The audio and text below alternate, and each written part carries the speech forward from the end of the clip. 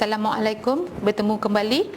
Ya, sekarang kita akan membincangkan tentang quorum untuk pindaan undang-undang kecil. Ya, dalam untuk membincangkan tentang pindaan quorum untuk pindaan undang-undang kecil ini ada dimaktubkan ataupun dinyatakan di dalam peraturan koperasi 2010 dan khasnya ialah dalam peraturan 7 ya, membincangkan dengan secara detail tentang quorum pindaan undang-undang kecil ni ya, quorum untuk mesyuarat khas ya, membincangkan pindaan undang-undang kecil ya. Dalam peraturan 7/1 ya, sesuatu koperasi boleh selepas pendaftarannya meminda undang-undang kecilnya untuk mengikut cara yang berikut ya. A. Tiap-tiap pindaan hendaklah dibuat mengikut sesuatu ketetapan yang diluluskan oleh undi majoriti di Mesyuarat Agung Koperasi ya.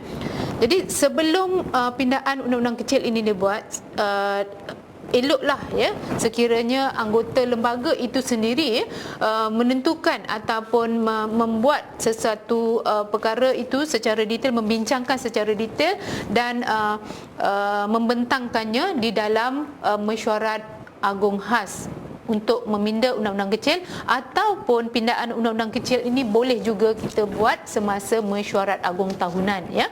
Jadi tak semestinya pindaan undang-undang kecil ini kita kena bentangkan di dalam mesyuarat agung khas ya. Sekiranya perkara itu boleh ditangguhkan ataupun boleh kita bincang di dalam mesyuarat agung tahunan, kita bincang sahaja di dalam mesyuarat agung tahunan ya.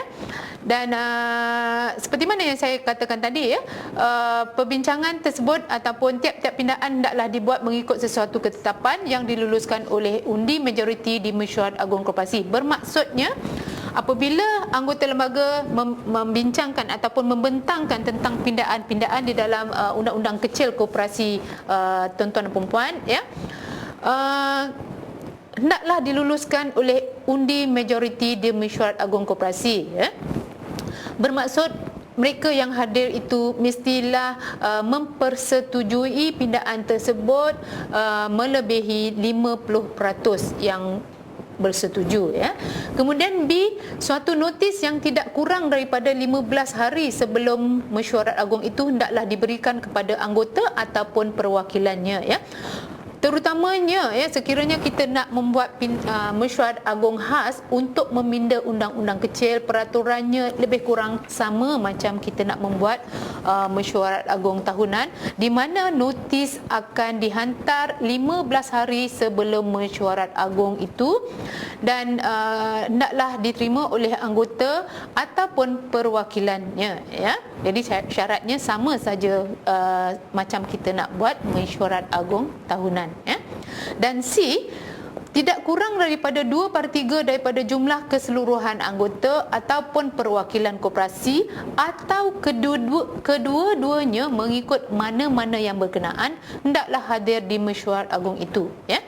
Ini bermaksud ya, kehadiran ataupun quorum untuk mesyuarat agung khas membincangkan pindaan undang-undang kecil adalah lebih ditekankan ya, maknanya lebih ramai yang sepatutnya datang ya, dan quorum dia hendaklah 2/3 daripada jumlah keseluruhan anggota ya.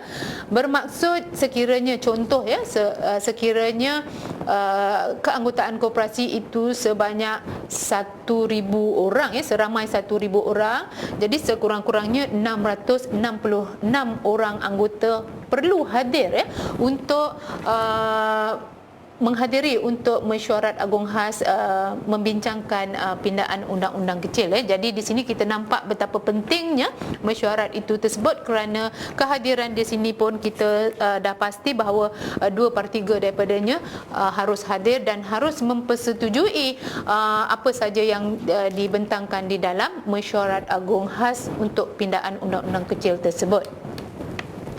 Ya, dalam peraturan 7 juga ya, kurungan 2 menyatakan bahawa ya, walau apa pun sub peraturan 1 yang tadi kita bincangkan ya, sub peraturan 1 A, B dan C ya, Suruhanjaya ataupun SKM boleh melalui arahan bertulis mengisytiharkan bahawa dalam peraturan 7/2 ini dalam hal sesuatu koperasi asas yang mesyuarat agung dihadiri oleh anggota individu, korum bagi pindaan undang-undang kecil adalah sebagaimana yang dinyatakan dalam jadual kedua mengikut mana-mana yang kurang. Tadi kita bincangkan tentang jadual keempat untuk mesyuarat agung tahunan ataupun mesyuarat agung khas. Kemudian di sini kita akan membincangkan tentang jadual kedua di mana khas untuk mesyuarat agung korum bagi pindaan undang-undang kecil. Dan sebentar lagi saya akan tunjukkan berkenaan dengan jadual kedua, tetapi kita teruskan di sini bahagian B pula.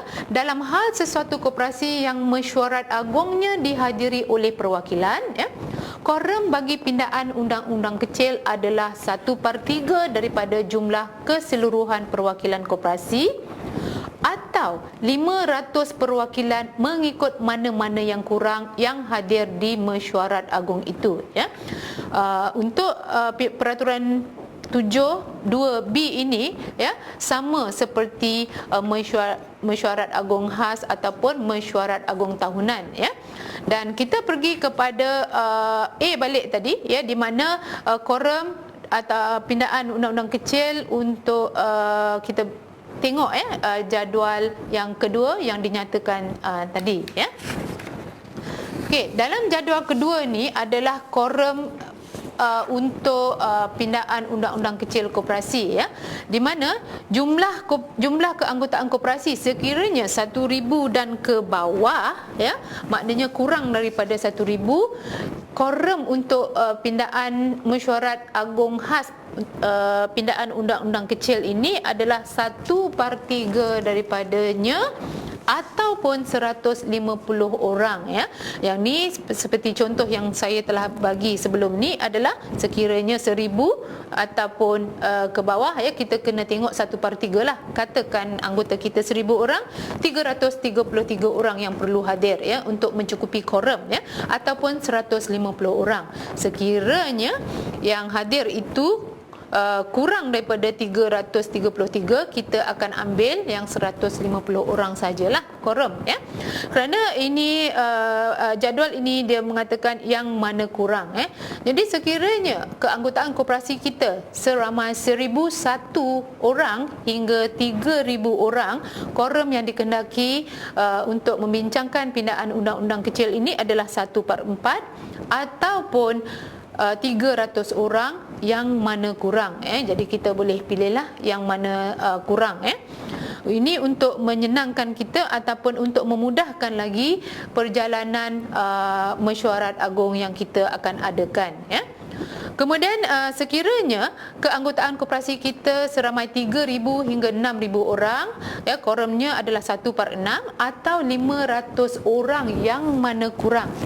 Dan seterusnya sekiranya keanggotaan koperasi kita sebanyak 6,001 orang ke atas, korumnya adalah 1/8 ataupun 800 orang yang mana kurang.